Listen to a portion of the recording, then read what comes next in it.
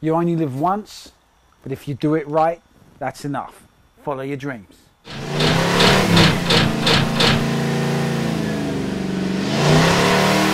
After my drunken escapade on eBay resulted in me buying my dream 1970 Dodge Charger, and before Pete Wiseman of the UK group Mopar Muscle Association put me in contact with Big John Castleman, I started my search for a restorer on Google. And I guess Google told Facebook what I was doing, because lo and behold, on my Facebook feed up came an advert for a chap called Chris Gaunt up in Yorkshire. It turns out Chris and I had a lot in common. When you drive a car like this, and people probably have the same experience when they drive something special. You don't just drive it. Every time you get in it, it's like an event, and that's what I feel when I get in the car. It does get a good reaction.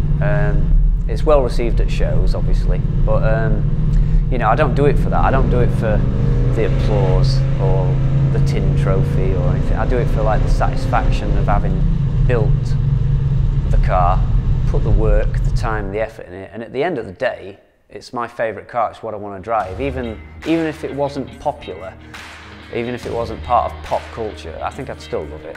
You know, even if it only did 90 miles an hour at top speed, you know, I'd still love it. It's everything about it. It's the way it looks, it's the way it feels, it's the way it sounds, it's the whole package. You know, it is an event. It's not just a vehicle. It's more than that. It's more than the sum of its parts.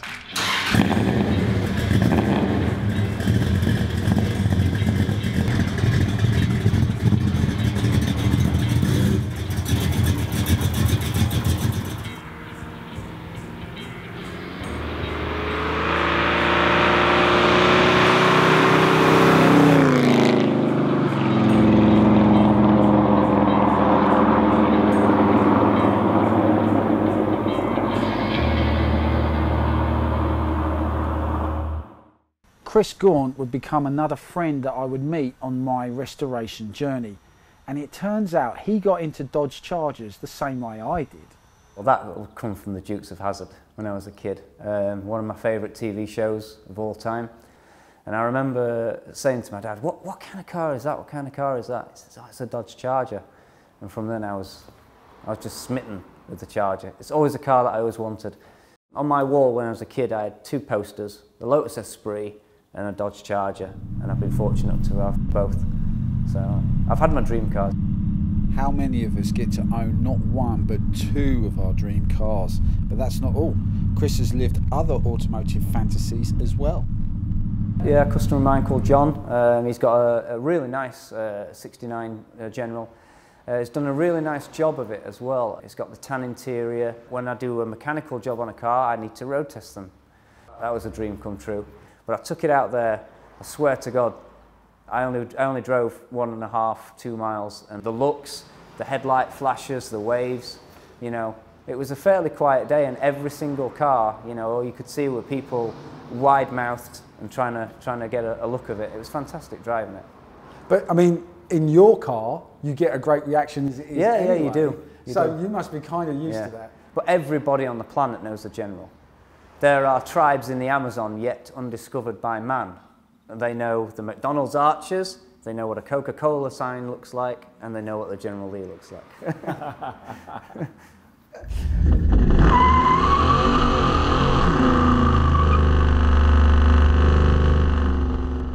Chris's Charger is in immaculate condition, and it turns out it has a celebrity connection. Originally a 383 car sold in Washington. It spent a few years in Washington, DC, then it spent the rest of its life in Texas. And then I think it was about 2000 or 2001, something like that, it was bought by Liam Howlett of The Prodigy, who had the car restored. I think he had it restored in America, then he had it shipped over. He used it for a few years. He found it too cumbersome, the London roads where he lived, so he couldn't use it, so it had to go. So that's when I stepped in and I bought it. I just want to make the point that I've seen The Prodigy live twice in my life. They are absolutely awesome, and if I could afford the music licensing rights, I would be playing some of their music in this episode right now, but I can't.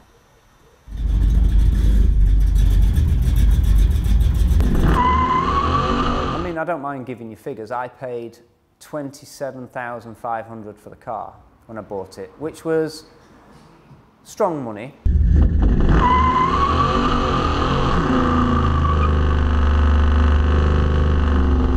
I got it, I drove it for, I think, a couple of years, just enjoyed it. And then when I moved here and built this place, I wanted to just make it perfect. So even though the car didn't need a restoration, I decided to give it one. So. And I've kept in touch with Liam. We email each other every once in a while. He emails me to ask me how his car is doing. So we have a bit of a laugh and a joke about that. He was kept up to date with the full restoration from start to finish. I've sent him numerous photos. And he's seen the car in its current guise now, and he's pleased with it. Yeah. When we speak, we never talk about my business per se, and we never talk about his music.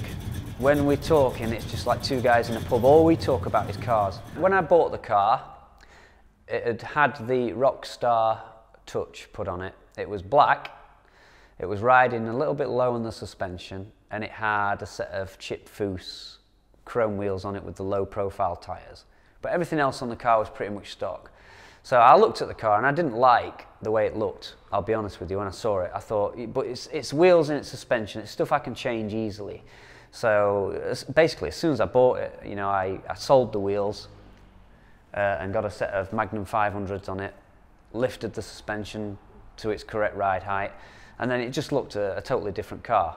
Because I wanted a stock car. I didn't want, there's too many black Chargers about, I think. Black Chargers look cool, don't get me wrong, but I didn't want to be in the black Charger brigade. There's a lot of black Chargers out there. Anyone who buys a 68 Charger, they always want to do a bullet replica because of Hollywood, which I can understand. And black Chargers do look cool, but there's only one problem with that. You and I, we go to the Mopar Nationals at Santa Pod. How many black Chargers do you see? More than any other colour. I've seen guys walking down, you know, 5 or 6, a row of 5 or 6, trying the key because I can't remember which car is theirs. Chris is a family man. He even works out of a workshop he made himself in his back garden. More about that another time. But I want to underline how he's taking a car education that he got from his father, and now he's passing on to his super cute son, Sonny. Sonny, say Mopar baby. Mopar baby. Shout it to the camera. Mopar baby. Mopar baby. One of the things I really wanted to do is, when I started this car, my partner, Kerry, was pregnant with our first child, which turned out to be my son, Sonny.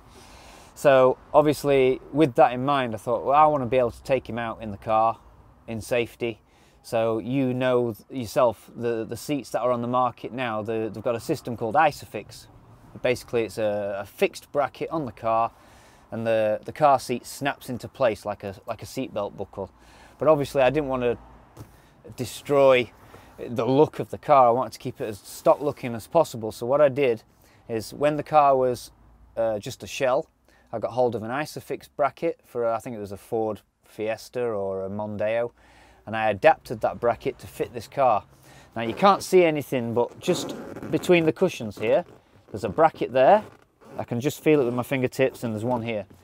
So on the days when it's a trip out or a car show or whatever, all I do is I get the car seat, it slides under there, snaps into position, and it's welded and bolted through the frame of the car. So and it's on strengthener plates as well, so it's as safe as it can be.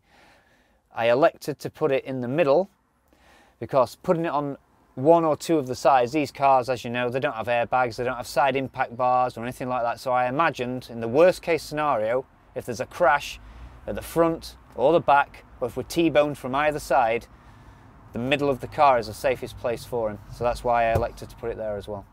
A lot of thought went into it. And it's important to you. You know, you've spent a lot of time with your dad learning about cars. That's right. You Yeah. wanted to bring up your son the correct way, I guess. That's right. Yeah. Yeah. So every time I go out in it, he wants to come out in it with me. So I'm happy about that. Yeah. And now he can. Yeah, definitely. In safety, that's the most important thing. Whose car is this when you grow up? Mine. Are you sure? Yes, it is.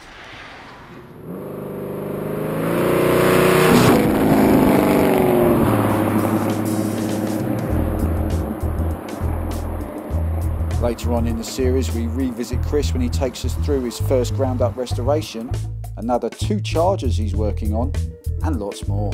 So if we kept you entertained, please share a link to this video on any social media platform that you choose with all your piston head friends.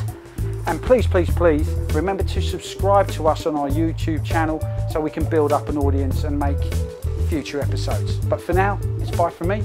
Bye bye.